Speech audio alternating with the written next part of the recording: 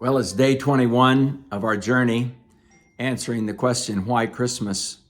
And for the next 4 days, I just want to share two of my favorite Christmas stories.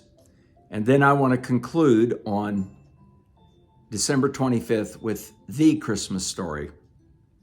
The story I'd like to share with you today and tomorrow, part one today, part two tomorrow, was originally entitled Christmas Lost and Found. It's by an author named Shirley Barksdale, but I call it The Christmas Boy.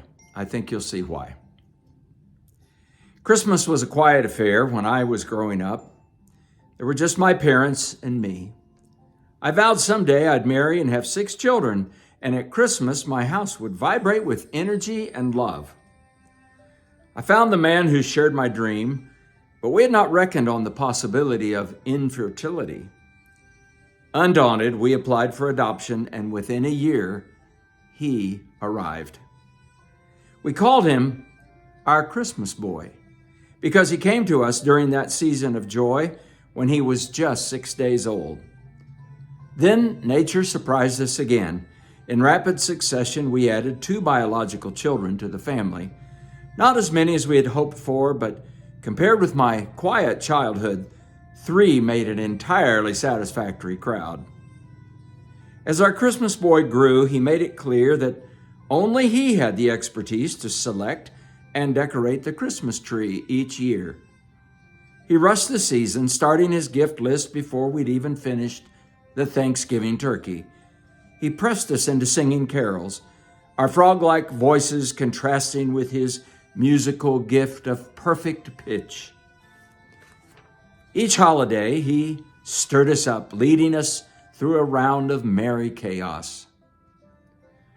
Our friends were right about adopted children not being the same. Through his own unique heredity, our Christmas boy brought color into our lives with his irrepressible good cheer, his bossy wit. He made us look and behave better than we were. Then on his 26th Christmas, he left us as unexpectedly as he had come. He was killed in a car accident on the icy Denver streets on his way home to his young wife and infant daughter. But first, he had stopped by the family home to decorate our tree, a ritual he had never abandoned. Grief-stricken, his father and I sold our home, where memories clung to every room, and we moved to California, leaving behind our friends and our church. In the 17 years that followed his death, his widow remarried, his daughter graduated from high school. His father and I grew old enough to retire, and in December 1986, we decided to return to Denver.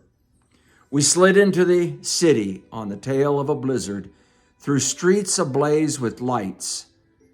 Looking away from the glow, I fixed my gaze on the distant Rockies where our adopted son had loved to go in search of the perfect tree. Now in the foothills, there was his grave, a grave I could not bear to visit. Well, if you join me tomorrow, I'll read part 2.